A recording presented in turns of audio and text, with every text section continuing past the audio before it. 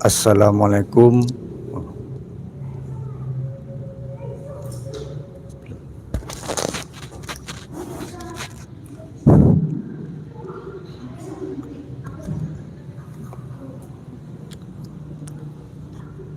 Assalamualaikum warahmatullahi wabarakatuh.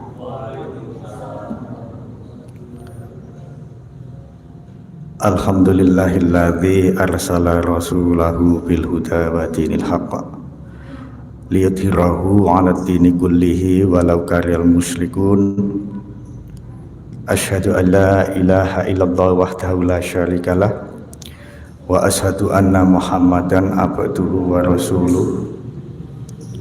Allahumma sholli wa sallim wa barik ala Muhammad wa ala alihi wa ashabihi wa man tabi'ahum bi ihsanin ila yaumiddin. Amma ba'd. Bapak-bapak dan ibu-ibu jamaah masjid mujahidin yang dirahmati Allah, alhamdulillah kita panjatkan kehadiran Allah Subhanahu wa ta'ala. Sore ini kita masih diberikan nikmat sehat, kita diberikan kekuatan oleh Allah, kekuatan iman dan Islam, sehingga menggerakkan hati kita untuk hadir di masjid ini dalam rangka bersama-sama menambah pengetahuan tentang agama Islam, yang dalam kesempatan ini adalah mengenai kisah-kisah teladan yang ada di dalam Al-Quran. Salawat dan salam semoga senantiasa dilimpah curahkan kehadirat Rasulullah Muhammad Sallallahu Alaihi Wasallam.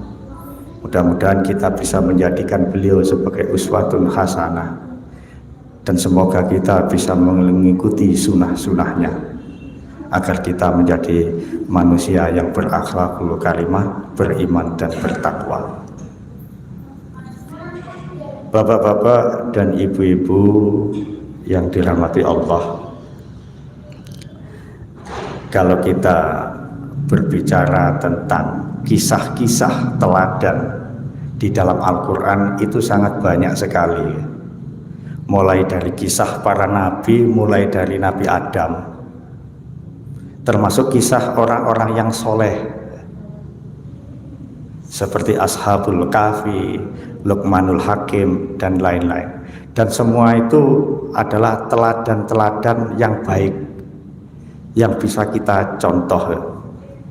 Karena begitu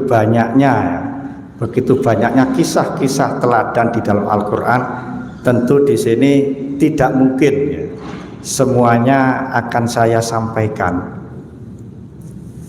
Walaupun di dalam 1 bulan Ramadan ini dengan beberapa kali pertemuan itu mungkin tidak akan selesai. Jadi nanti saya akan menyampaikan kisah teladan itu hanya mengambil beberapa saja. Mungkin beberapa nabi atau ditambah kisah orang yang soleh. Mudah-mudahan waktunya bisa cukup sampai akhir Ramadan nanti. Dalam kesempatan ini, yang pertama ini, saya memilih kisah Nabi Yusuf. Mungkin Bapak dan Ibu sudah sering mendengar kisah Nabi Yusuf. Saya sengaja memilih ini karena kisah Nabi Yusuf ini adalah kisah yang mengandung banyak pelajaran, hikmah, dan sangat lengkap dibandingkan kisah-kisah yang lain. Bahkan di dalam Al-Quran, saya bacakan di sini ya, dalam surat Yusuf ya, jadi sampai ada surat khusus nama surat Yusuf yang menceritakan kehidupan Nabi Yusuf mulai dari anak-anak sampai dewasa. Di dalam surat Yusuf yang bunyinya demikian. Surat yang pertama, A'udzubillahi minasyaitonirrajim. Bismillahirrahmanirrahim. Alif Lam Ra. Tilka ayatul kitabil mubin. Itulah Alif Lam Ra, hanya Allah yang mengetahui maksudnya. Itulah ayat-ayat kitab Al-Quran yang nyata. Inna anzalnahu Qur'anan Arabiyyan la'allakum ta'qilun. Sesungguhnya kami menurunkan kitab Al-Quran dalam bahasa Arab agar kalian mengerti. Nahnu nakussu alaika ahsanal qasasi. Ya, ini kami mengisahkan kepadamu sebaik-baik kisah, disebut ahsanal qasasi. Bima awhayna, dengan mewahyukan ilaika kepadamu hadzal qur'ana, Al-Qur'an ini, wa in kuntum min qablihi laminal ghafilin, meskipun kamu sebelumnya termasuk orang-orang yang tidak mengetahui. Maksudnya orang yang lalai, orang yang tidak mengetahui. Nah, ini bapak-bapak dan ibu-ibu sekalian ya. Jadi ada semacam keistimewaan dalam kisah Nabi Yusuf. Allah menyebut dengan ahsanal qasas, ahsanal qasasi, sebaik-baik kisah. Padahal kisah di dalam Al-Quran itu banyak ya, kisah para nabi, kisah orang-orang soleh. Tapi khusus untuk kisah Nabi Yusuf itu disebut ahsanal qasas, sebaik-baik kisah. Ada apa sebenarnya di dalam kisah Nabi Yusuf ini? Itu ada beberapa ulama itu menjelaskan. Sebelum ke sana perlu kita ketahui turunnya ayat tadi yang saya bacakan nomor 3 tadi, yang menyebut kisah Yusuf itu adalah ahsanal qasas tadi, sebaik-baik kisah, itu adalah berawal dari kebosanan para sahabat Nabi. Jadi selama ini Nabi menyampaikan wahyu itu banyak mengenai hukum, ibadah, dan masalah muamalah, pokoknya apa saja yang mengatur kehidupan. Dan ini sebagai manusia ya, mungkin ada semacam bosan. Bosannya itu bukan berarti bosan dengan ayat, maksudnya ingin ayat yang lain, atau ingin Nabi itu menyampaikan yang lain lah selain wahyu. Sehingga sahabat itu mengatakan, ya Rasulullah, berilah saya itu cerita-cerita gitu loh, kisahkan kepada saya apa saja lah. Memang kadang-kadang kalau kita mempelajari keilmuan, ilmu apa saja itu lama-lama membosankan. Tapi kalau nanti diiringi cerita itu baru bisa menghilangkan kebosanan. Maka dengan pertanyaan sahabat, permintaan sahabat ini, maka turunlah itu tadi, surat Yusuf tadi, yang menyebutkan bahwasanya Allah itu menurunkan, menceritakan sebaik-baik kisah, yang mana kisahnya itu adalah kisah Nabi Yusuf itu tadi. Kenapa kok disebut sebaik-baik kisah?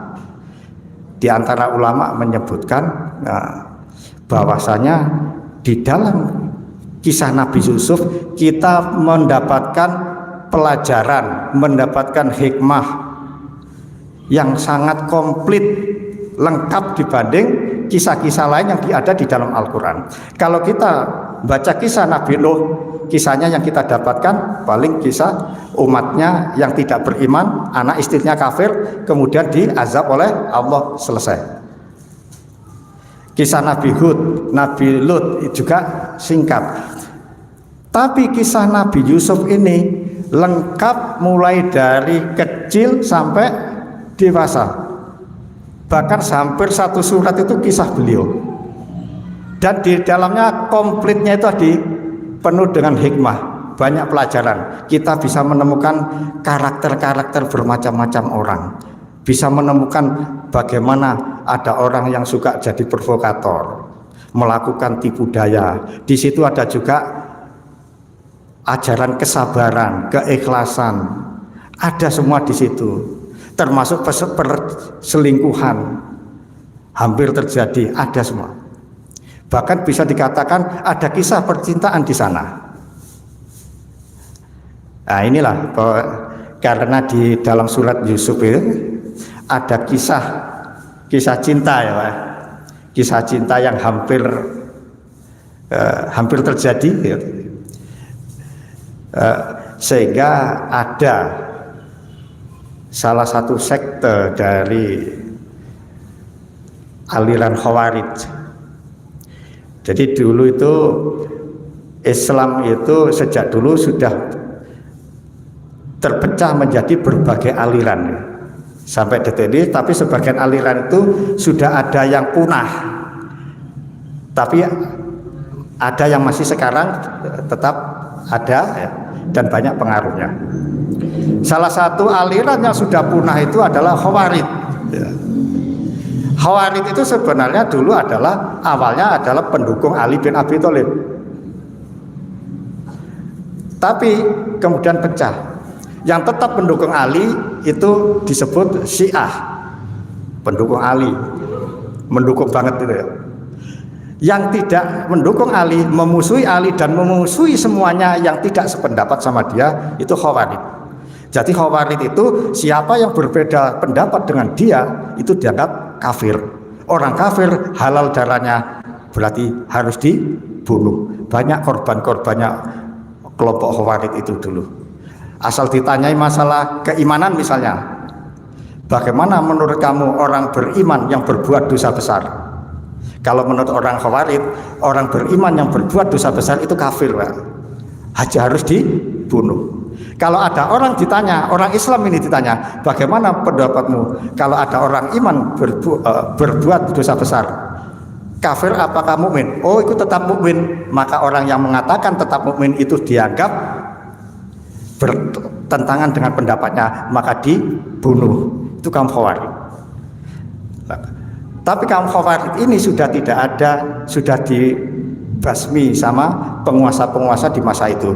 Tapi meskipun secara resmi mereka itu tidak ada, tapi paham-pahamnya, pikiran-pikirannya itu masih ada sampai sekarang dan masuk kepada berbagai jamaah Islam. Kemana saja ada. Paham-paham seperti ini masuk gitu. Khawarij secara resmi memang tidak ada. Nah, Khawarij ini itu terpecah lagi menjadi beberapa kelompok. Masing-masing kelompok itu ya kalau nggak cocok ya saling menyesatkan. Khawarij ini. Lah salah satunya adalah kelompok Khawarij itu namanya Al-Ajaridah. Karena yang membawa orang dari Ajrat gitu. Namanya disebut Al-Ajaridah. Kelompok Al-Khawarij Al-Ajaridah ini dia menolak surat Yusuf. Mereka tidak mengakui. Alasannya karena Al-Quran tidak layak di dalamnya mengandung kisah cinta. Kisah cinta tidak boleh ada dalam kitab suci menurut mereka. Maka mereka itu tidak mengakui surat Yusuf sebagai bagian daripada Al-Quran. Tapi sebenarnya Bapak sekalian, sebagaimana di awal saya sebutkan, ini sebenarnya kalau di dalamnya ada kisah cinta, itu sebenarnya ada menunjukkan betapa lengkapnya, betapa komplitnya kandungan-kandungan yang ada di dalam kisah Nabi Yusuf tadi. Nanti akan saya bacakan ya di awal tentang kisah Nabi Yusuf di ayat ini ya, yang tentunya nanti berikutnya saya tidak akan membacakan semua ayat ya. Jadi sebagian ayat saya bacakan, nanti saya uraikan. Yang saya lanjutkan ayatnya. Ayat yang keempat. Itqala Yusufu li abihi ya abati inni ra'aitu ahada asyara kaukaban wa samsa wal qamara ra'aituhum li sajidin. Ini ayat yang keempat. Ini awal kisah Nabi Yusuf. Itqala Yusufu, ingatlah ketika Yusuf berkata li abihi kepada bapaknya, ya abati, wahai ayahku, inni ra'aitu ahada asyara kaukaba wa samsa wal qamara. Sesungguhnya aku mimpi melihat 11 bintang dan matahari, bulan, ra'aituhum li sajidin. Semuanya itu bersujud kepadaku. Jadi awal kisah Yusuf diawali mimpi, Pak. Jadi Nabi Yusuf itu mimpi. Mimpinya itu apa? Dia melihat 11 bintang ditambah matahari dan bulan, semuanya itu sujud kepadanya. Mimpi ini diceritakan kepada ayahnya. Ayahnya langsung menangkap, Pak. Paham ayahnya itu makna dari mimpi. Nabi Yusuf pun kelak di kemudian hari oleh Allah diajari bagaimana menafsirkan sebuah mimpi. Tapi ini beda, nggih. Mimpinya seorang nabi atau bagaimana seorang nabi menafsirkan mimpi tidak bisa disamakan dengan paranormal, beda nih, Pak. Kalau paranormal tidak bisa dipegang, apalagi yang penggemar togel, mimpinya selalu dikaitkan dengan nomor, ya. Oleh mimpi ketemu macan, maknanya lain, dicari nomornya macan di kitabnya itu, erek-erek apa namanya, ya? Nomor erek-erek, jenenge kitab mimpinya orang yang suka beli togel. Dilihat nomornya macan itu berapa. Nanti ketemu sapi, nomornya sapi apa, dibeli. Tapi kalau seorang nabi bukan seperti itu. Memang dia pandai menafsirkan, dapat petunjuk dari Allah. Termasuk Nabi Yakub, ya tadi baru saya sebutkan, ayah dari Nabi Yusuf ini adalah Nabi Yakub. Dia tahu, Pak, anaknya cerita, oh ini sebuah petunjuk. Suatu saat anakku ini pasti akan menjadi orang yang mana semua saudaranya dan orang tuanya itu akan bersujud, maksudnya hormat sama dia. Dia pasti akan menjadi orang besar yang dihormati. Di sini timbul, Pak, rasa ketakutan ayahnya tadi. Sehingga apa? Nanti ada pesan-pesan, saya bacakan pesan ayah. Qala, ya ini berkata bapaknya tadi, yaitu Yakub tadi, ya bunaya, wahai anakku, la taksus ru'yaka, janganlah kamu ceritakan mimpimu itu ala ikhwatika, kepada saudara-saudaramu. Fayaki dulaka kaida, karena nanti mereka itu akan membuat tipu daya terhadapmu. Innas syaitona lil insani aduwwum mubin, sesungguhnya setan itu adalah bagi manusia itu adalah musuh yang nyata. Ayahnya langsung pesan, ada apa ayahnya kok pesan seperti itu? Ternyata begini, bapak-bapak, ibu-ibu sekalian, ya. Nabi Yakub ini punya anak 12 dari 2 istri, ya. Nabi Yusuf dan satu saudaranya namanya Bunyamin, itu ibu istri yang lain. Nah, yang lain 10 itu juga istri yang lain. Tapi ya, nanti ada Nabi Yakub ini dalam pandangan saudara-saudara Yusuf lebih sayang kepada Yusuf sama Bunyamin, terutama sama Yusuf dibandingkan saudara yang 10. Jadi saudaranya itu ada yang iri, gitu loh. Dan selalu berusaha mencari cara untuk mencelakakan Yusuf.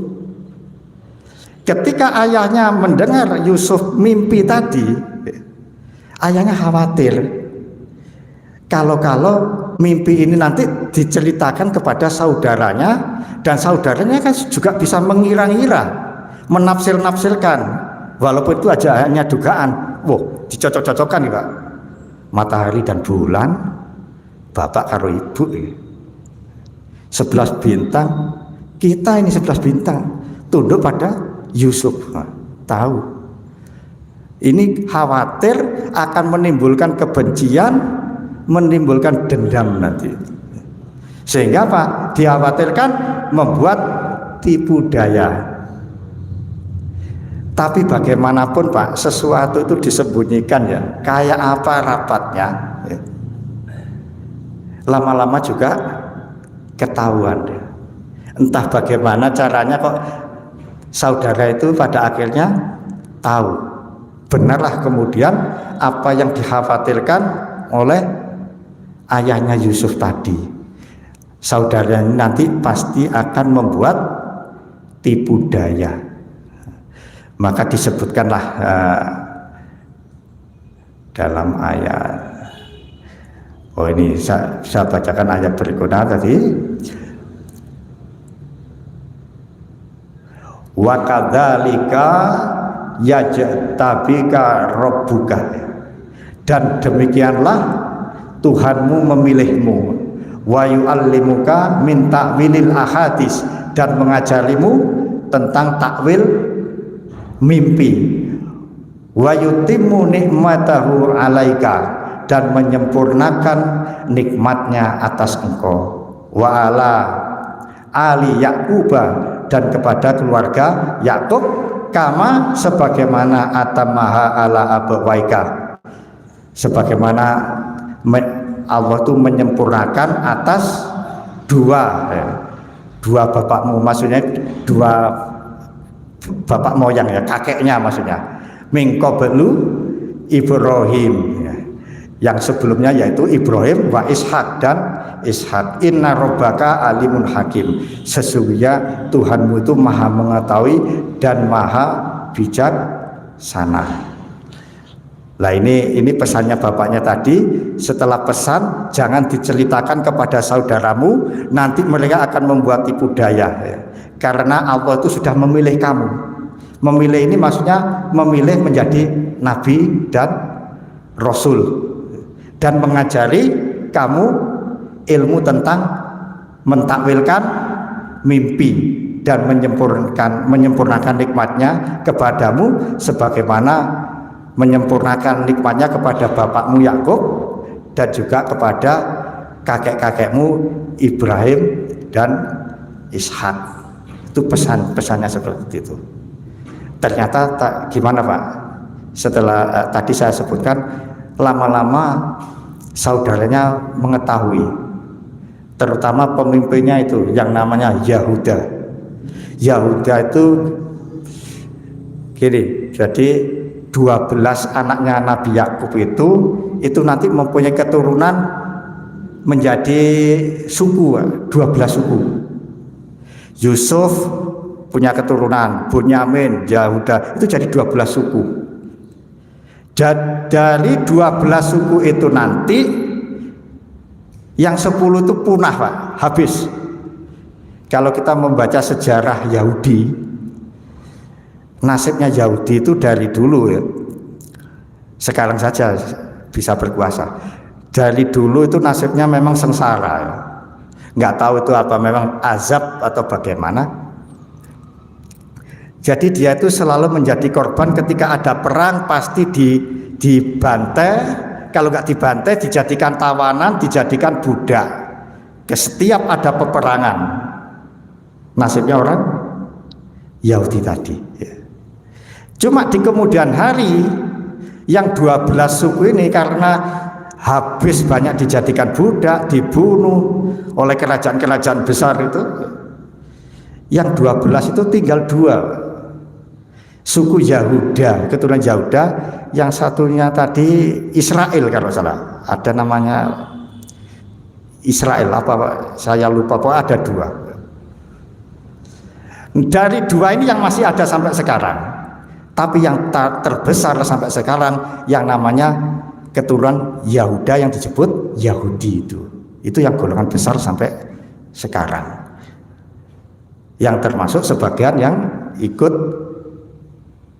mendirikan negara Israel tadi, mengumpul di sana. Jadi Yahudi itu sebenarnya 12, tapi tinggal itu yang terbesar adalah Yahudi keturunan Yahuda yang dulunya adalah yang mempunyai ide.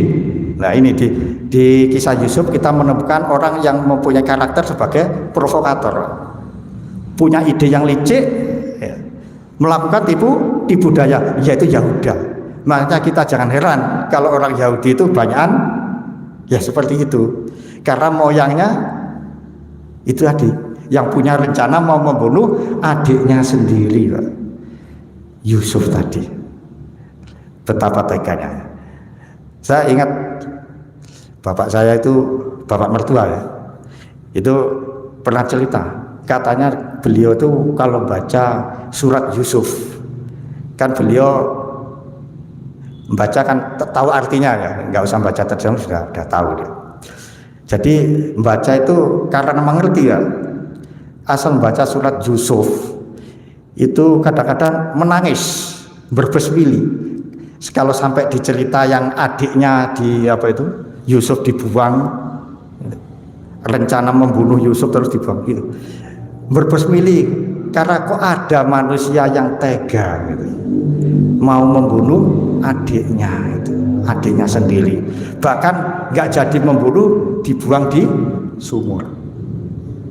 Nah, ini sebenarnya kisah-kisah seperti itu kan di kehidupan nyata zaman sekarang ya, itu kan ya ada sebenarnya. Tapi kita dikasih pelajaran oleh Allah lewat kisah Yusuf tadi. Nah, saya lanjutkan tadi Pak.